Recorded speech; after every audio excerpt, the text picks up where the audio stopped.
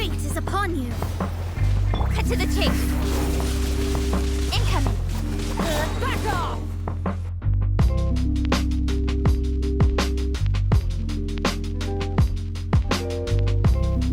Keqing is Genshin Impact's first and only 5-star Electro sword character. She has many different playstyles, with some not necessarily making significant use of her Electro element. For example, she can be played as an Electro-focused carry, an Electro Quickswap unit, and a physical carry, making her an extremely flexible unit.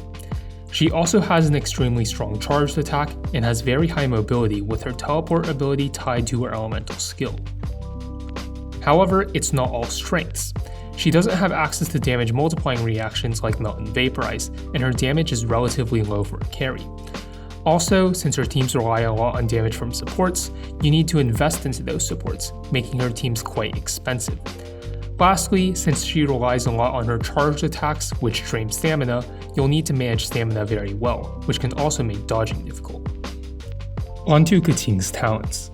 Keqing's normal attack talent is Yunlai Swordsmanship, with the talent level affecting her charged, normal, and plunge attack damage. Keqing has a very fast charged attack, so any carry Keqing playstyle will make use of this talent. The optimal combo to perform when it comes to her charged attack is to do one normal attack into one charged attack, which can be done by simply clicking and holding. If you're out of stamina, you can also do more normal attacks between each charged attack, with 4 normal attacks into one charged attack being the optimal combo. Keqing's elemental skill is Stellar Restoration, which is a 2-hit skill. Pressing the skill button will cast a lightning stiletto, dealing electro damage to enemies it hits. If Keqing then casts her skill again, she will teleport to the stiletto, dealing electro damage to enemies near the stiletto and infusing her sword with electro. However, if she uses a charged attack instead of recasting the skill, Keqing will instead detonate the stiletto, which deals electro damage to enemies around it. This will not infuse Keqing's weapon with electro. Keqing's elemental burst is Starward Sword. Her burst deals electro damage in a large area, and increases both her energy recharge and crit rate. So, how do you play Keqing? Let's first talk about the Electro carry playstyle. Keqing will be your on-field character for a majority of the time, and will deal most of her damage through charged attacks, which she infuses with Electro using her elemental skill. As such, her normal attack talent should be leveled up first, followed by her elemental burst, then her elemental skill. As for weapons, Keqing's best weapon for this playstyle is the Primordial Jade Cutter for its high crit rate and attack bonus. Her best 4-star weapon is the Black Sword for its crit rate boost and normal and charged attack damage bonus, with Lion's Roar not too far behind if its passive, which increases damage dealt to enemies which have Electro applied to them, can be maintained. Electro carry Keqing's best free-to-play weapon is the prototype Rancor.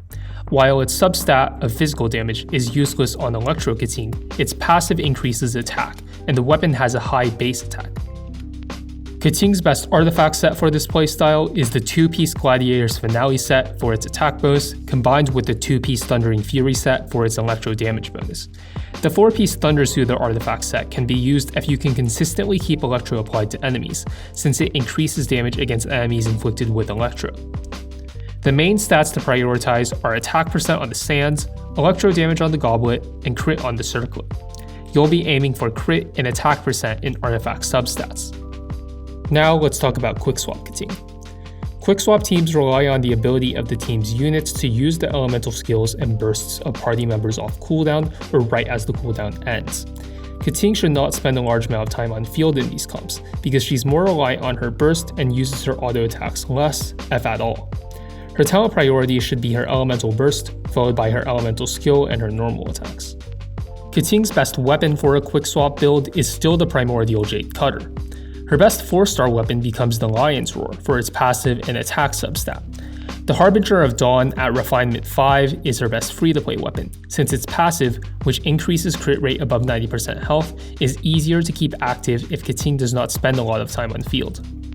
Quickswap Keqing's best artifact set is still the 2-piece Gladiator's Finale and 2-piece Thundering Fury combination. The 2-piece Thundering Fury and 2-piece Noblesse Oblige combination is very competitive, since the Noblesse Oblige 2-piece set bonus boosts burst damage, which Quickswap Keqing relies on. The main stats that should be aimed for remain the same, of attack percent on the timepiece, electro damage on the Goblet, and crit on the Circlet. you'll still be aiming for crit and attack percent in substats. Lastly, let's talk about physical carry Keqing.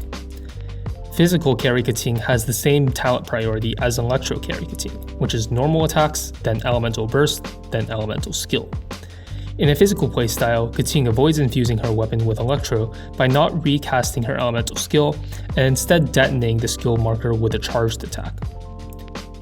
Keqing's best weapon for her physical playstyle is the Aquila Favonia, with the prototype Roncore as both her best 4-star and best free-to-play option. Both weapons have physical damage bonus as their substat and high base attack, which is the reason for their high placement. Physical Keqing's best artifact set is unquestionably the new 4-piece Pale Flame artifact set.